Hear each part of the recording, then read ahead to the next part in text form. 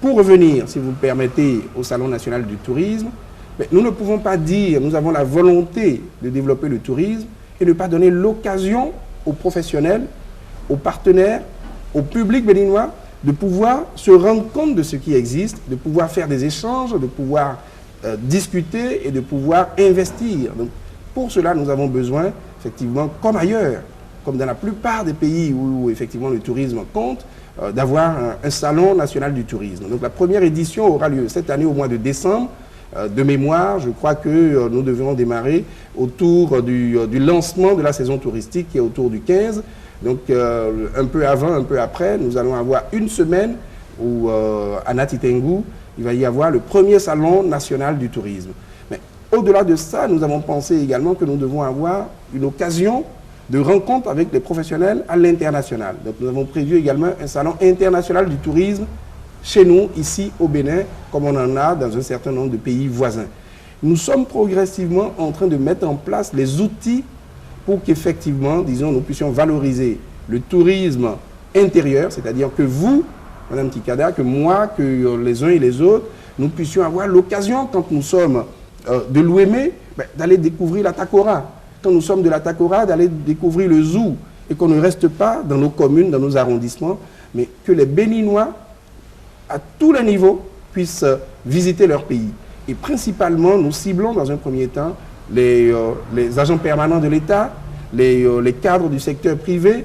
Nous sommes en train de travailler avec les partenaires privés, c'est-à-dire avec le secteur privé, pour mettre en place des propositions qui puissent effectivement être, disons, accessibles aux bourses béninoises pour pouvoir découvrir leur beau pays. Parce que le Béninois qui a même les moyens, je suis sûr que c'est vrai pour vous, c'est vrai pour moi, quand nous voulons aller en vacances, nous courons, nous allons au Sénégal, nous allons à Accra, au Ghana, nous allons en Côte d'Ivoire, mais nous ne découvrons pas notre propre pays. Donc le premier défi, c'est ça, c'est de développer ce réflexe de découverte de notre pays, de notre beau pays, par les Béninois eux-mêmes.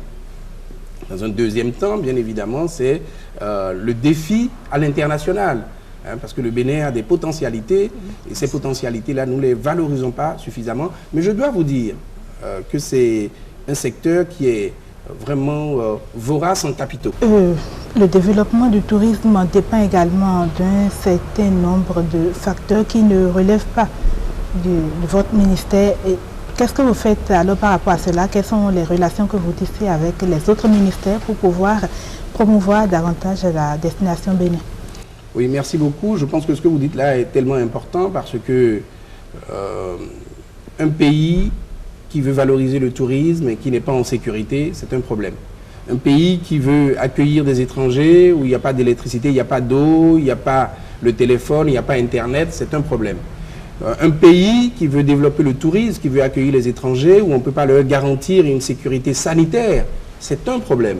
Donc je viens de citer quelques points qui vous montrent à quel niveau se situe le défi. C'est un défi global, c'est un défi national, ce n'est pas seulement le défi du ministère en charge du tourisme. Et je peux vous dire que tout ça est en train d'être mis en place progressivement, puisque nous venons de relancer depuis à peine un mois le Conseil national du tourisme.